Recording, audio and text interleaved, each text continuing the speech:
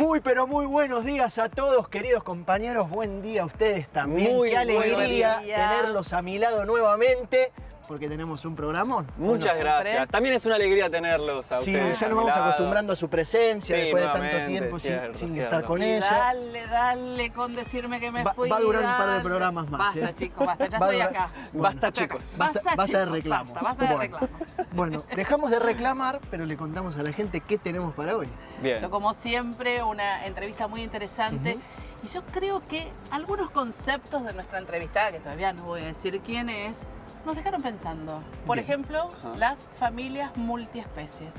No digo más nada, Ok. soy como Tommy, no spoileo nada, No pero vayan spoilers. pensando en ese concepto. Tema animales, tema Está que bueno. siempre Sí, señor. gusta. Está bueno. Muy Sí, interesante. señor. Convivencias entre perros y gatos, podríamos decir. Y entre humanos. Apa, bueno. ¿Ustedes tienen mascotas? Yo no, porque vivo en un lugar muy chiquito y sería... Tengo el mismo No. problema que el señor Muy acá. a mi bien. Yo no lado. tengo balcón, entonces... Pero se antes en complica. algún momento tenías mascotas. Cuando vivía con mi madre. Muy bien. muy Ahí bien, sí, muy bien. los dejé ahí, siguen ahí. ¿Y vos tenías alguno cuando vivías con tu madre? Porque Eh, ahora los chicos viven solos, crecieron. Me pasó lo mismo que cuando vivía en la casa de mi madre, tenía un gatito que lo tuve que dejar ahí porque era muy feliz ahí con todo su espacio y no me lo iba a llevar. Por ahí va la entrevista. Bueno, pensar también en el bienestar del animal. Pero bueno, por supuesto. ya vamos a ir viendo. Sí, Por señor. supuesto. Por acá. Bueno, yo estuve en una fábrica automotriz, en una planta automotriz Bien. que tiene un enorme programa de economía circular, de reciclaje Bien. de materiales. Y la verdad es que es impresionante lo enorme que es la planta. Es monstruoso. Es ¿no? una marca top Sí. mundial.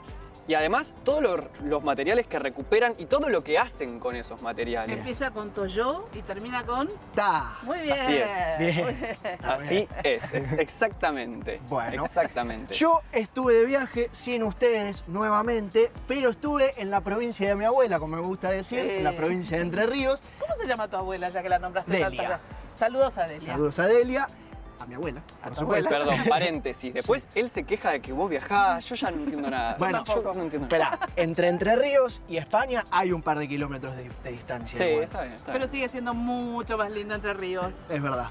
El lugar de tu abuela. La provincia de mi abuela. Bueno, cuestión.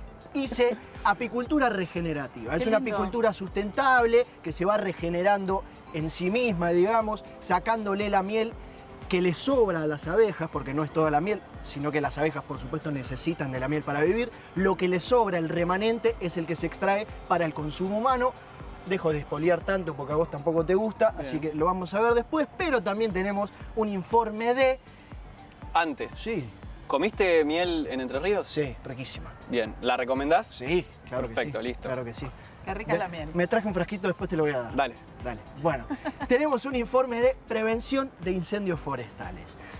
Dicho sea de paso, te Sí, interrumpo. sí. Estuve afuera, ya saben, porque los chicos ya contaron y también hicimos algunos informes. España incendiada, cuando Incendiada. estuve. Incendiada, los mismos problemas que tenemos acá en la Argentina. No quiero bajarle a nadie que es más importante o menos importante o cómo trabajar los incendios, pero incendiada, chicos, incendiada mal. Bueno, eso Muy mal. quería decir. Producto porque- del cambio climático, por supuesto. Por ¿no? supuesto, porque dentro de todas las problemáticas que tiene el ambiente, inundaciones, olas de calor, mayores o menores temperaturas, lo que fuera, los incendios es una de las más sensibles y sobre todo con noticias permanentes. Si uno entra en Google, hagan el ejercicio, pone incendios forestales, salen noticias de todos los países del mundo y están incendiados en este momento, con lo cual es un serio problema, así que sin más los invito a ver el informe.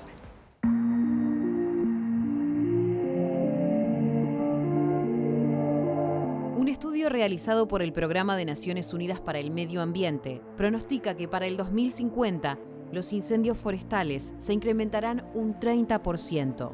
Cada vez abarcan más extensiones y encienden bosques en lugares inesperados como Yakutsk, la ciudad más fría del mundo de la Siberia rusa, donde hasta hace poco ocurrían cada 150 años.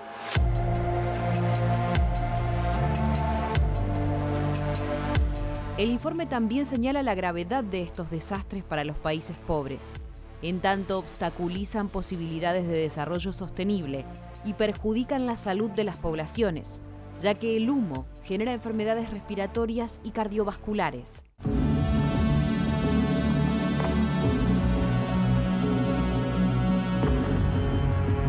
El cambio climático y el fuego se retroalimentan en un peligroso círculo mortal. Los incendios empeoran con el calentamiento global y este provoca largas temporadas de quemas que destruyen la vida en ecosistemas completos, incluyendo la vegetación, imprescindible para atenuar la suba de las temperaturas. Intencionales o no, el 95% de los incendios son provocados por actividades humanas. Por eso debemos asumir la responsabilidad de cada hectárea de bosque que arde, para que no sea un fracaso más en la lucha contra el cambio climático, sino otro llamado a la acción ambiental urgente.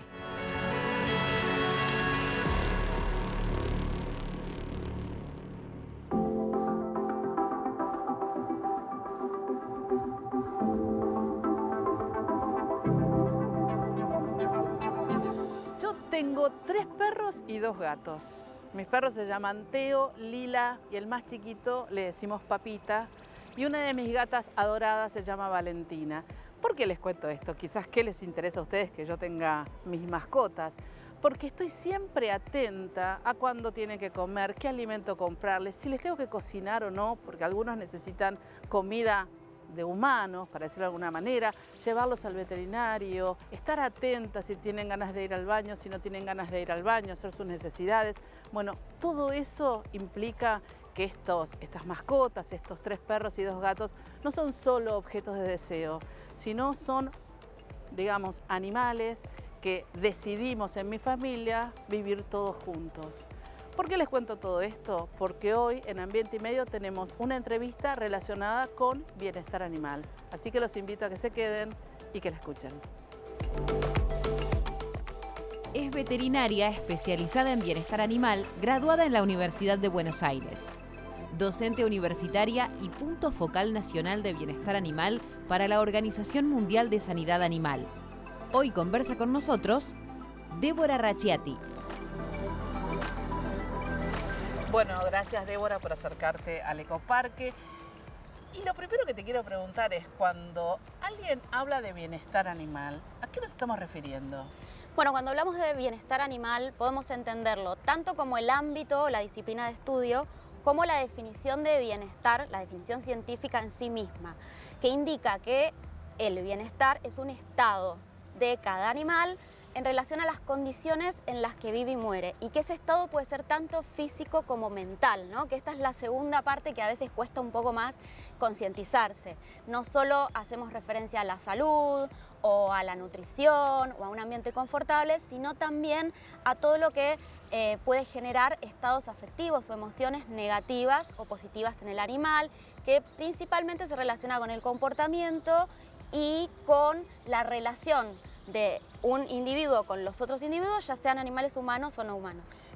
Pensamos en bienestar animal en cualquier sentido, en una mascota o en un elefante. Exactamente, aplica a cualquier especie animal. ¿Y también a los animales de producción, por ejemplo? Por supuesto, de hecho empezó el estudio del bienestar animal como un reclamo de un sector de la sociedad inglesa, a partir de la publicación de un libro que se llamaba Animal Machines, de Ruth Harrison, que justamente presentaba a los animales de producción como máquinas y era una fuerte crítica al sistema productivo de la posguerra.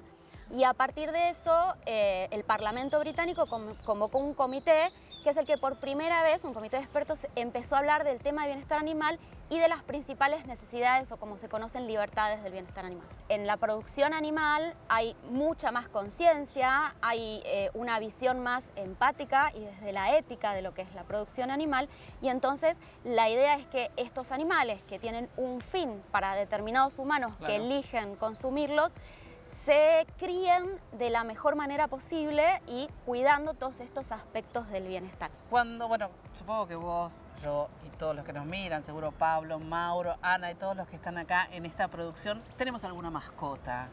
Cuando pensamos en nuestras mascotas no pensamos en el bienestar animal, ¿no? Los pensamos más como objetos de deseo. Quiero ese perrito o me da pena ese perrito que está en la calle y me lo traigo para casa. ¿En qué punto tenemos que tomar conciencia de que no es solo un objeto de deseo o que no es un objeto de deseo? Claro, bueno, por fortuna eso también está cambiando mucho. Y como te decía antes, la ciencia del bienestar animal estudia los problemas y las soluciones a estos desafíos que se presentan en la vida de los diferentes animales, incluidos la fauna silvestre, los de producción, los animales que se utilizan con fines de investigación y también las mascotas o los animales de trabajo.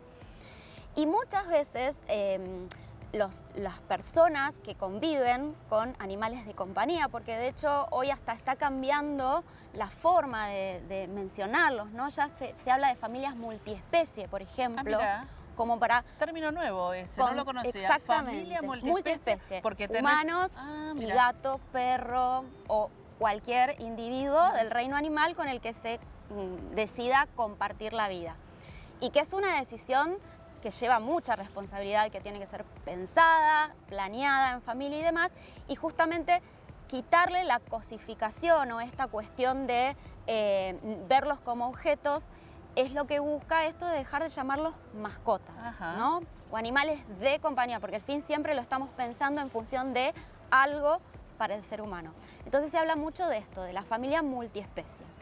Y muchas de las personas que conviven con animales en lo cotidiano, tal vez se plantean cuestiones desde una crítica constructiva hacia la producción animal, la experimentación con animales, mismo los lugares donde hay fauna silvestre en cautiverio, y sin embargo no hacen una propia reflexión de cuestiones básicas, ¿no?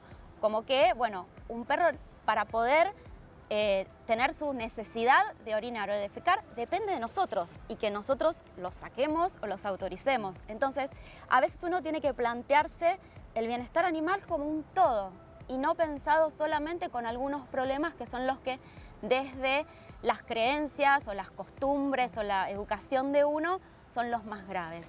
Ahora en Jujuy, hace muy poquito, la provincia de Jujuy reglamentó, no sé si ya está reglamentada, pero creo que sí, la ley de que considera a los animales de compañía como animales sintientes. ¿Qué opinas con respecto a eso? Bueno, hay muchos países del mundo que tienen normas sobre protección, derechos de los animales o bienestar animal que incluyen la noción de sintiencia y realmente es un avance, es algo positivo. Cuando se estuvo trabajando y nosotros pudimos revisar algunas de las propuestas de modificación de la famosa ley 16.346, ¿no? La 14.346, perdón, la ley Sarmiento, ley de protección animal, una de las propuestas que se hizo fue incluir la noción de sintiencia, porque la noción de sintiencia justamente conlleva esta carga de moralidad, ¿no? De entender que los animales son seres, justamente de ahí viene sintiencia, capaces de sentir, pero no solo dolor, que era lo que se aceptaba, sino también emociones, estados afectivos, positivos y negativos. Y además que hay un cierto grado de conciencia de las acciones de ellos para con terceros y con ellos mismos y viceversa, no solo de las consecuencias de sus acciones o de la acción en sí, sino también de recordar estas acciones. Y esto se ha estudiado mucho en los últimos años. Y un gran investigador del tema, que es Frans de Waal, incluso redactó un libro que se llama algo así como ¿somos lo suficientemente inteligentes para entender la inteligencia animal? ¿No? Porque cada especie... ¿Cuál sería la respuesta? Cada especie tiene sus desafíos y recién ahora estamos empezando a entender que no podemos evaluar la inteligencia del mismo modo en un chimpancé que en un pez o que en un perro. En nuestro país, durante mucho tiempo, los animales fueron vistos como objetos semovientes, ¿no? Objetos que podían moverse por sí mismos, pero que tenían un dueño y ese dueño podía hacer a gusto y placer con ellos. Y bueno, el caso de la orangutana Sandra y otros casos que vinieron después marcaron un precedente en el cual se reconoce esta sintiencia, se reconoce que son sujetos y que por ende tienen derechos. Y entonces, que esté en una norma amplía las posibilidades ante un caso de un juicio, de un litigio, de alguna cuestión que tenga que ver con los animales, porque ya una norma reconoce con seres sintientes. Entonces ya vos no podés hacer lo que quieras con ellos. Antes de terminar la entrevista, ¿qué pasa con aquellas personas que deciden tener ni perro, ni gato, ni canario, que deciden tener una iguana en la casa? que deciden tener un animal que es un animal silvestre de alguna manera, que no puede estar encerrado en 4 paredes o aunque tengas un jardín. Me parece que es interesante hablar de eso para que tomemos conciencia, ¿no? Sí, eso es un problema. Durante muchos años se lo llamó mascotismo, que es la tenencia de animales silvestres como mascotas o elegir compartir la vida con un animal silvestre. Y hay que tener en claro algo. Las mascotas, por definición, deberían incluir en esa definición, hoy se usa la definición de la RAE, ¿no? Que no es una definición científica, es una definición popular. Pero en su definición debería existir que sean animales de compañía, porque, animales domésticos, perdón, porque el hecho de la domesticación prepara a la especie a través de muchísimos años y un proceso de por lo menos 5 o 6 etapas, depende cómo lo estudias, que es el de la domesticación, prepara al animal para la convivencia con el ser humano y para poder estar en un ambiente distinto al ambiente natural, aun cuando conservan muchas de las características comportamentales. Es decir, una iguana nunca podría ser un animal de compañía. compañía. No hay un proceso de domesticación, entonces todo lo que para un perro o un gato puede presentar un pequeño estresor, un pequeño estímulo que le dispare una respuesta de estrés, para estos animales todo el ambiente y nuestra presencia lo dispara. Después hay algunos que se habitúan a la presencia humana. Por ejemplo, un animal que siempre el vínculo que se entabló con el humano fue positivo, entonces aprende de algún modo que no hay un riesgo en esa presencia humana. Pero si ese vínculo se asocia con sonidos fuertes, olores fuertes, un montón de cosas que nosotros no percibimos tanto porque nuestros sentidos son distintos a los de ellos, eso puede generar aversión y entonces tan solo nuestra presencia representar un estresor. Y además es muy difícil ofrecer en una casa, en un departamento, las condiciones que necesita. Imaginemos, es difícil que los ofrezca una institución que aloja animales de rehabilitación y rescate o un zoológico. Más aún es difícil lograrlo en nuestras nosotros, casas, que no tenemos profesionales preparados para eso, ¿no? Entonces, y que a veces estamos apurados, los dejamos encerrados y eso deberíamos tener conciencia, ¿no? Y más allá de eso, también muchas veces esto está asociado al tráfico ilegal de especies y entonces amenaza la conservación de las especies en su ámbito natural. Entonces es todo un problema. Bueno, nos has dejado un montón de conceptos, Débora, como bueno, siempre un placer entrevistarte y nosotros, tengan atención, qué animales sí, qué animales no, es mascotismo, no es mascotismo, somos familias multiespecie, término que ya lo acuñó y espero que ustedes también. Así que gracias de nuevo, Débora. No, gracias a ustedes. Y nosotros seguimos con más Ambiente y Medio.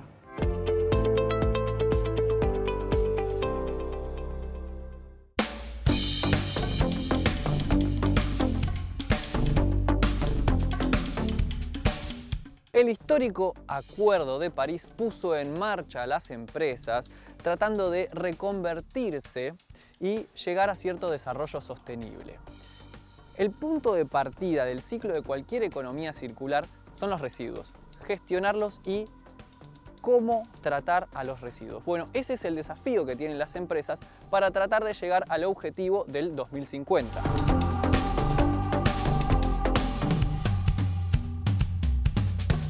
Por eso me encuentro acá, me encuentro en la planta automotriz de Toyota en Zárate y como pueden ver esto no parece una planta automotriz, esta es la reserva natural que hay en la planta de Toyota.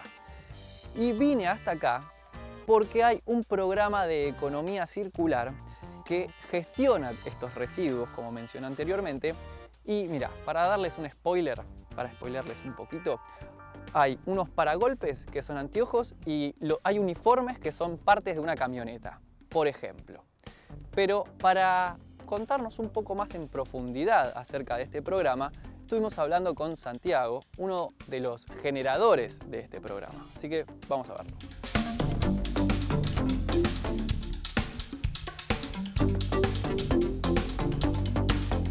Nuestro programa de innovación en economía circular, ejecutado desde el año 2020 aquí en Toyota Argentina, cuyo objetivo fundamental es proporcionar soluciones sustentables a nuestra cadena de valor bajo la dirección de 3 actividades fundamentales, las cuales son la fabricación de autopartes de nuestra Toyota Hilux y SW4 fabricada aquí en Zárate, a partir de residuos recuperados por nuestra cadena de valor, la generación de un combustible alternativo que sustituye al gas natural en la industria hormigonera, aprovechando el poder calorífico que tienen nuestros residuos peligrosos que se generan a lo largo de nuestra cadena de valor.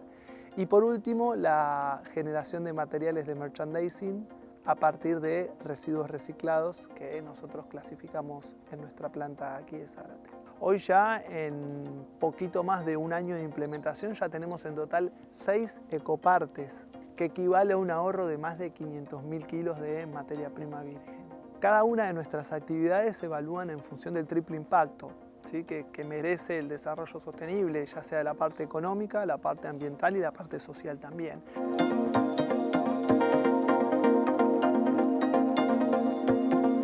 La parte ambiental, bueno, hoy tenemos grandes valores como por ejemplo con nuestro combustible alternativo estamos reduciendo más de 290.000 metros cúbicos de gas, logramos reducir un 20% nuestro indicador de generación de residuos, en nuestros proveedores en algunos casos más de un 70% la reducción de residuos a partir de ese trabajo conjunto que estamos desarrollando.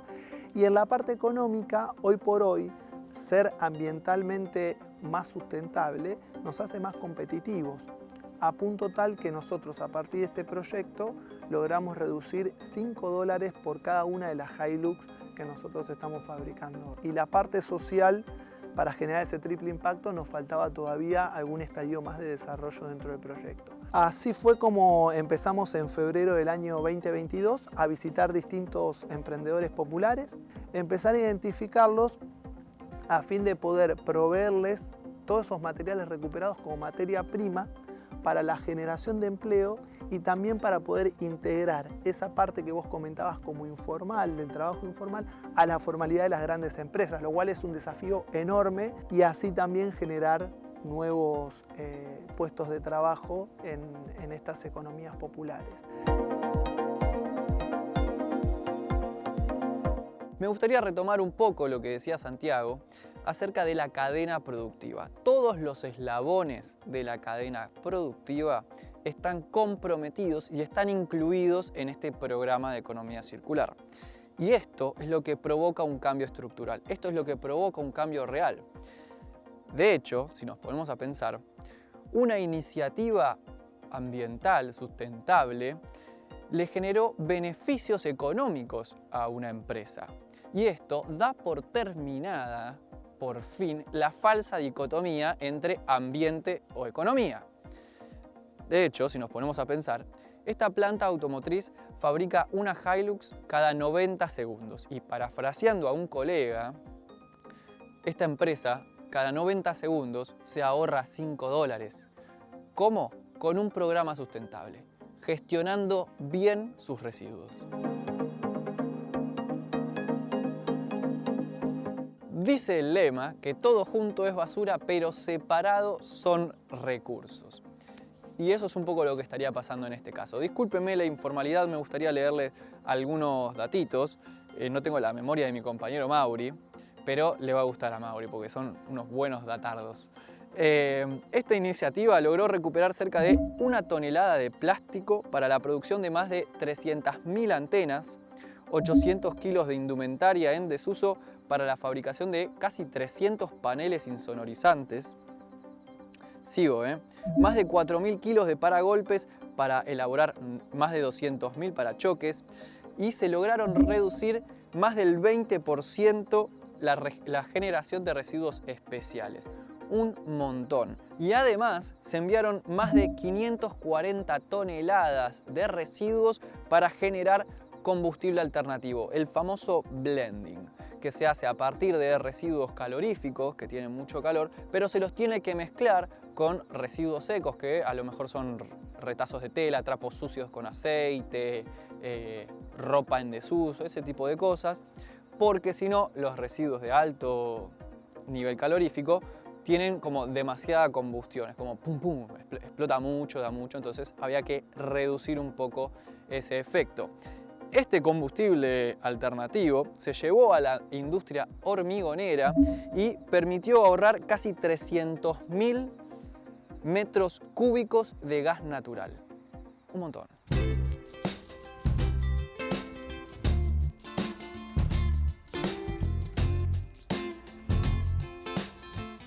Esta planta automotriz llegó a un récord histórico de reciclaje del 93,2%. Un montón. Y no es que solamente incluye el programa de economía circular, sino también, por ejemplo, la disposición de los residuos orgánicos para la realización de compostaje acá en la reserva.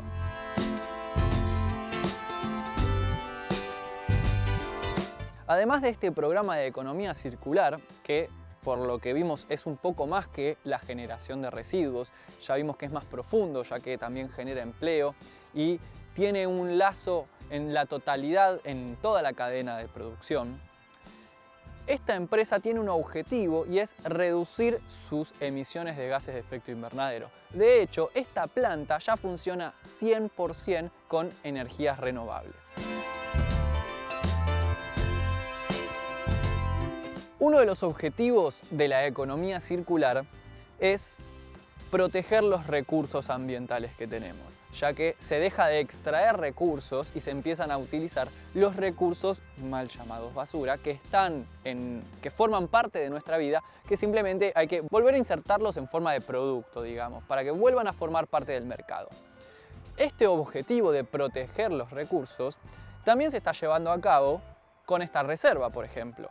Una reserva natural que cuida la biodiversidad, que podemos encontrarnos flora y fauna autóctona de la región. Ahora bien, Alejandro Brown de ProYungas habló en una entrevista con nuestra queridísima Gaby acerca de la creación de áreas protegidas y cómo desde el sector productivo se puede empezar a cuidar la naturaleza. Y esta es una de esas formas. Y ver que cada vez más empresas se empiezan a volcar hacia la filosofía de la economía circular y hacia la protección de áreas naturales es realmente interesante.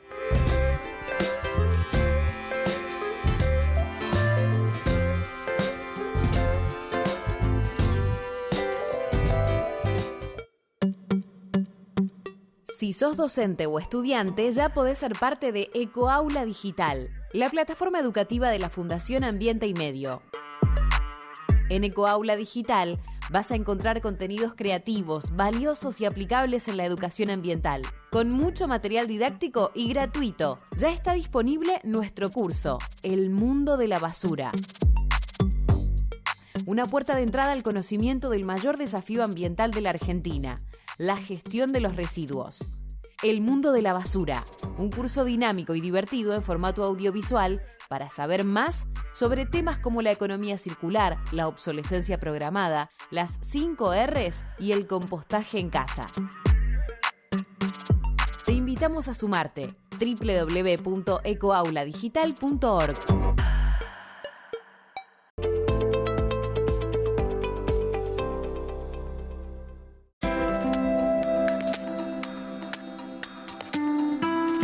El reino animal, como digo siempre, está lleno de maravillas. Es maravilloso cómo diferentes especies, animales, insectos han desplegado diferentes sistemas de comunicación, diferentes métodos de socialización, formas de seducir y de aparearse, formas de alimentarse también. Especies que representan una gran importancia para la vida humana, a tal punto de que si dejaran de existir, la vida humana corre peligro. ¿Cuántas veces hemos escuchado que las abejas son quizás el ser vivo más importante del planeta Tierra y que de no existir, la vida tampoco existiría? Si bien no puedo ni afirmar ni desmentir eso, hay una razón muy concreta para creerlo. Y es que las abejas son polinizadoras, polinizan. La polinización es el proceso mediante el cual se transporta polen desde los estambres de una flor, es decir, los órganos florales masculinos, hasta los estigmas de otra flor, es decir, los órganos florales femeninos, provocando a su vez la fecundación y la germinación, dando lugar a la generación de frutos y semillas. Allí radica entonces su importancia insoslayable en la vida, por más de que las abejas no son las únicas polinizadoras que hay en el planeta, pero sí son la que mayor cantidad de flores abarcan y por ende la que mayor cantidad de frutos y semillas generan.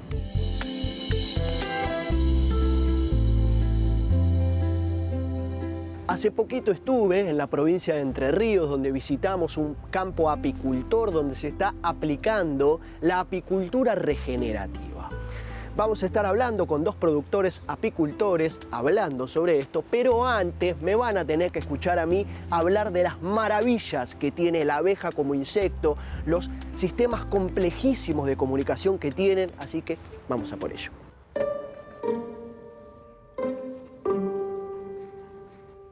Primero que nada, estamos hablando de abejas melíferas, es decir, abejas que producen miel. Pero por sobre todas las cosas, estamos hablando de uno de los únicos animales en el mundo que producen su propio alimento.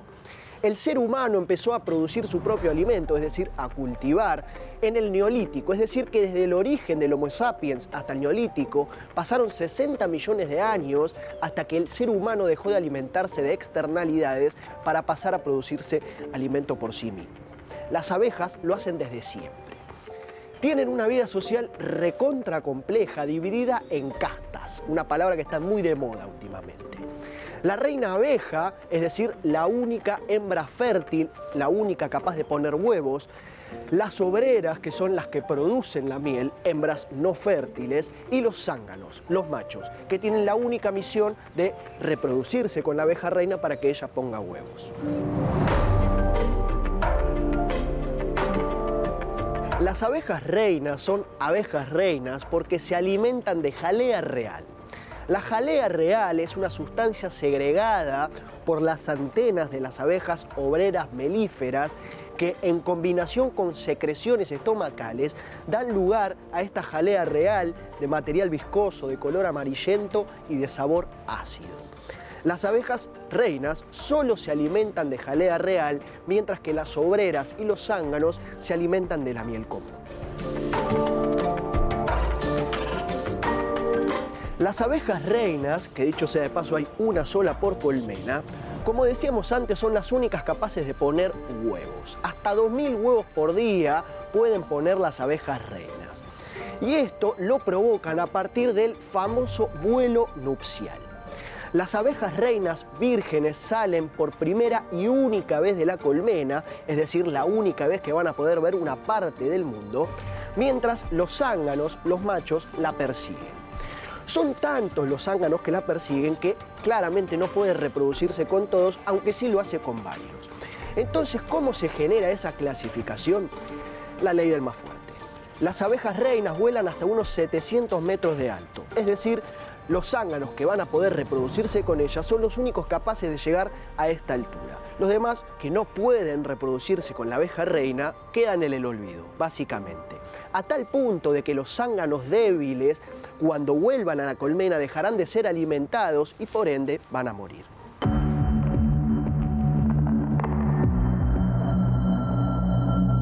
Vale la pena también hablar de aguijones, porque las abejas melíferas producen miel, pero también pican, y lo digo por experiencia. Los aguijones de las abejas reinas no son los mismos que los aguijones de las abejas obreras, a tal punto de que los aguijones de las abejas obreras sirven tanto para dar vida como para matar. ¿A qué me refiero con esto? Es que los huevos que ponen las abejas reinas lo hacen a partir de sus aguijones, con los cuales también pican, pero solamente como mecanismo de defensa. Caso contrario para las abejas obreras, que utilizan el aguijón para atacar, el cual les queda atascado en el cuerpo de la víctima y con ello también sufren el desprendimiento de algunos órganos internos, por lo cual se terminan muriendo. Yendo un poquito más hacia lo que veníamos, las abejas comienzan a producir miel, que es su alimento, visitando flores. Recogen un jugo azucarado llamado néctar de la flor, el cual lo chupan con la lengua. Las abejas tienen por lo menos dos estómagos, uno tradicional de alimentos y otro estómago de miel, destinado a acumular este néctar. Cuando el estómago de alimentos necesita efectivamente alimento, se abre una compuerta de este saco de miel y el estómago de alimento recibe todo lo que necesita para tener energías. Recién cuando el estómago de alimentos y el saco de miel están llenos, ahí la abeja regresa a la colmena.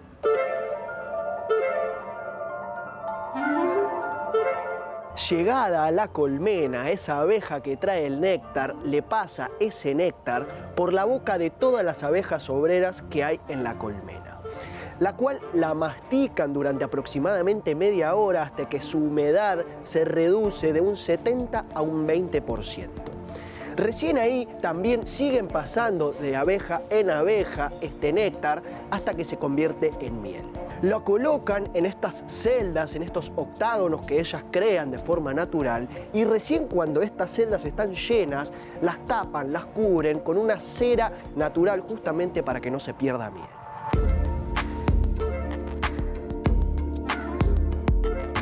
Producen miel entonces, básicamente y en sencillas palabras, masticando y regurgitando este néctar. Una maravilla.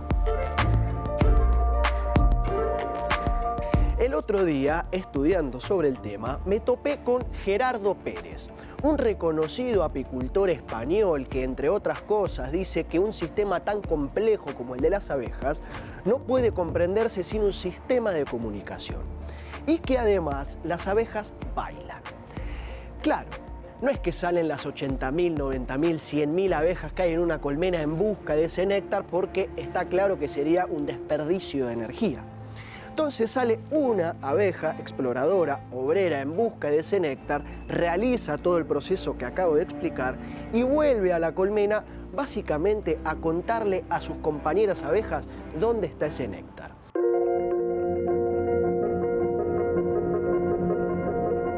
Las abejas producen miel como su propio alimento y, por suerte, producen miel de más. Esa miel de más es la que el humano luego recoge y comercializa. La apicultura regenerativa es una apicultura sustentable, amigable con el ambiente y, por sobre todo, con las abejas. La apicultura regenerativa, entre otras cosas, busca quitarle el remanente y el excedente de esa miel a las abejas, pero sin dejarlas sin su propio alimento y, por sobre todas las cosas, dejarles miel para pasar el invierno. Consta también de colocar las colmenas en campos agroecológicos, con flores nativas, con cercanía de plantas y flores para que las abejas puedan polinizar y producir miel de forma saludable y natural. Victoria Veronesi es la productora apicultora quien nos estuvo acompañando en nuestra visita al campo y esto tiene para contarnos. Este paradigma de la apicultura arranca desde concebir al suelo como lo más importante del ciclo. Entonces es pensar que es del suelo, un suelo bien nutrido, el que va a nutrir a las plantas, que después van a alimentar a las abejas, que después una parte de esa miel que cosechamos va a ser alimento de las personas, de entender que la colmena también da otras producciones que son saludables y medicinales, con alimento, ¿no? Alimento sano, como el polen, como el propóleo, pero siempre entendiéndolas dentro de ecosistemas que por ahí les brinden esto, agua, medicina y alimento y en las mejores condiciones que se pueda. Por eso también en esta búsqueda de hacer apicultura es intentar que los apiarios estén en campos que estén trabajando de una manera cuidadosa, una agricultura que sea cuidada. Entonces hay campos donde traemos los colmenares, en otras experiencias, en otros apiarios, nosotros sembramos esas pasturas que después serán alimento, preparamos la tierra. Es entender a la apicultura íntimamente ligada al suelo. Afortunadamente, tanto para ustedes como para nosotros, nuestra visita al campo no fue lo único que hicimos ese día, porque también visitamos a Juan Bautista Veronesi, padre de Victoria, quien nos enseñó cómo se extrae la miel de los panales. Así que los invito a verlo y a escucharlo. Primera etapa, llegar a un lugar limpio que se llama sala de extracción. Ahí, por supuesto, depositamos los marcos en un lugar X, ya ajeno al caño de escape, ajeno a tierra que pueda traer el viento, ajeno a cualquier elemento extraño que pueda perjudicar la sanidad de esa miel. Ahí se depositan normalmente los cajones con marcos de miel y luego se trasladan a un extractor que hay de muchos tipos de extractor. Uno de ellos es el clásico, que es un sistema de desoperculado mediante el paso de un cuchillo por el plano de los opérculos, sacándole los opérculos y cortando la partecita de arriba de la casilla que sobresale para que la miel sea expulsada después.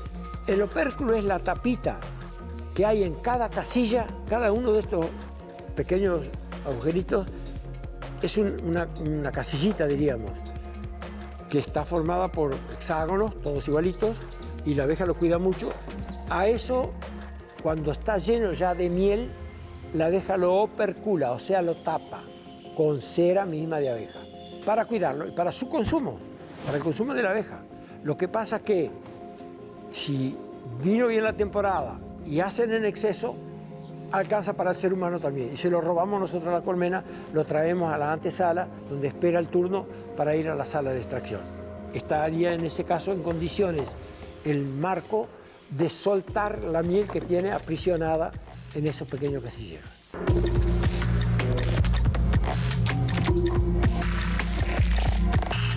Las cifras indican que en los últimos años la población de abejas descendió hasta en un 30 o en un 40%.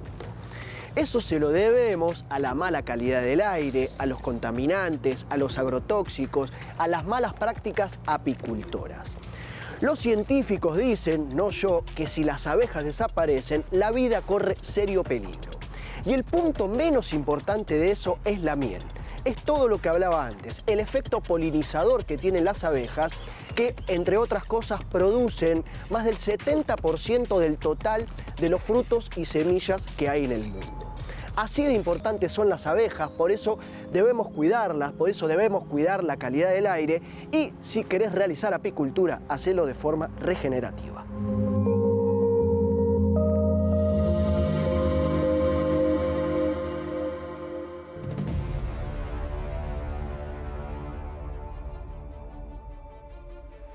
La Universidad de Yale y Meta realizaron durante marzo y abril del 2022 la mayor encuesta de percepción pública sobre el cambio climático.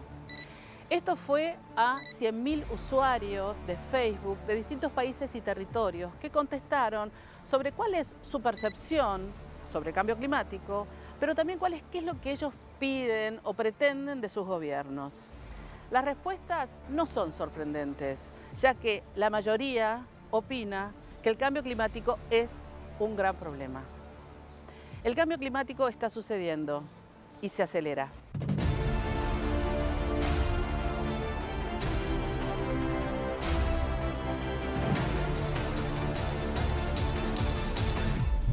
El objetivo de esta encuesta realizada en conjunto por la Universidad de Yale y Meta, el gigante de las redes sociales estadounidense, fue conocer creencias, actitudes y comportamientos hacia el cambio climático para ayudar en el diseño de políticas públicas y prioridades gubernamentales, que sea un recurso para investigadores alrededor del mundo, que contribuya a la información pública disponible, que apoye campañas de organizaciones y activistas y que ayude a periodistas con datos nacionales relevantes. Los resultados. La mayoría de las personas en casi todos los países encuestados dicen que están algo o muy preocupados por el cambio climático y considera que debería ser una alta o muy alta prioridad para sus gobiernos. 2/3 de los países y territorios creen que el cambio climático dañará a las próximas generaciones y en casi todos los países lo ven como una amenaza en las próximas 2 décadas. Para los europeos, el cambio climático es causado por actividades humanas, mientras que para el resto de los países sería solo responsable la actividad humana en forma parcial. En 43 países, la mayoría de los participantes está de acuerdo en que la responsabilidad de reducir la contaminación es de los gobiernos. En 42 países considera que debe recaer este compromiso en los individuos, mientras que en tan solo 25 países, como por ejemplo Alemania y México, esa obligación deben asumirla las empresas. Las respuestas en Argentina. La mitad de los encuestados afirmó saber entre moderado y mucho acerca del cambio climático y sí consideran que está causado por actividades humanas. Más del 80% respondió estar muy o algo preocupados. Más del 70% cree que perjudicará a las generaciones futuras y que es una amenaza para los próximos 20 años.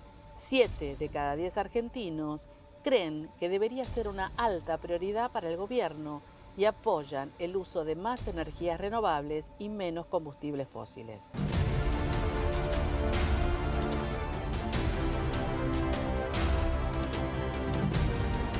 La preocupación de las personas se evidenció en la encuesta.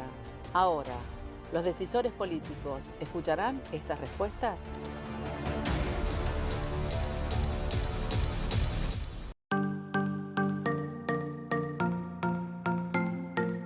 Ya he dicho en este programa que para mí la Patagonia es de los lugares más lindos del mundo.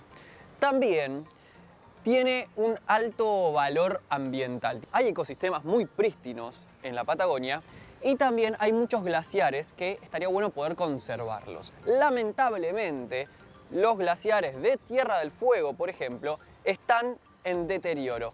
Se están retrasando, o sea, se están derritiendo esos glaciares. Y tengo que hacer un paréntesis acá porque quiero felicitar a Federico Frigerio porque tuvo una de las mejores ideas del mundo, que es hacer una recorrida por los glaciares de Tierra del Fuego e incorporarlos en el Google Street View. El documental se llama Hostil. Bueno, en este documental vamos a poder ver a Federico Frigerio y a Alexis Caporale que a partir de esta idea van a las oficinas de Google a decir, che, loco, ¿cómo hago para poner los glaciares de Tierra del Fuego en el Google Street View? Y Google les presta una mochila de Google Street View Trekker, que es una mochila grande con un globo arriba que tiene 1000 millones de cámaras, y así es como van y hacen excursiones y se adentran en los glaciares de Tierra del Fuego. Ellos dos, junto con obviamente un equipo de producción, con guías de montaña y algunas personas más, realizan este documental para poder mostrar cómo es el estado de los glaciares hoy y cómo se están desmejorando, cómo es el deterioro de estos glaciares, y para que quede registro de lo que es hoy, porque evidentemente en algunas décadas van a ser muy chiquitos estos glaciares. Pero más allá de las cosas malas que nos muestran, es impresionante la Patagonia, es impresionante Tierra del Fuego. ¿Cómo puedes estar viendo un documental donde te dicen tantas cosas malas, pero cada 10 segundos decís, no, loco, no puede ser, mirá lo que es ese lugar. Hay que cuidarlo, loco. Además de las expediciones hacia los glaciares, hay una expedición a la península Mitre, un lugar recóndito donde no vive absolutamente nadie, pero hay más de 2.400 kilómetros cuadrados de turberas. La turbera, además de poseer un gran valor paisajístico, tiene un gran valor ambiental, ya que tiene una gran capacidad de absorción de carbono. Obviamente, a lo largo del documental, además de ver estas expediciones y charlar con los protagonistas y los personajes que se van encontrando estos protagonistas, tenemos algunas entrevistas a científicos y a especialistas en tanto glaciares o turberas, por ejemplo. Así que ya saben, el documental se llama Hostil. Y antes de que me olvide, vení para acá vos, vení vos para acá. Seguinos en las redes sociales, @Fundación Ambiente y Medio. Podés volver a ver los programas enteros en la web ambienteymedio.tv o en nuestro canal de YouTube. Y te pedimos por favor que si te gusta lo que hacemos, te suscribas a nuestro canal de YouTube y actives la campanita. Ahora sí, nos vemos la próxima.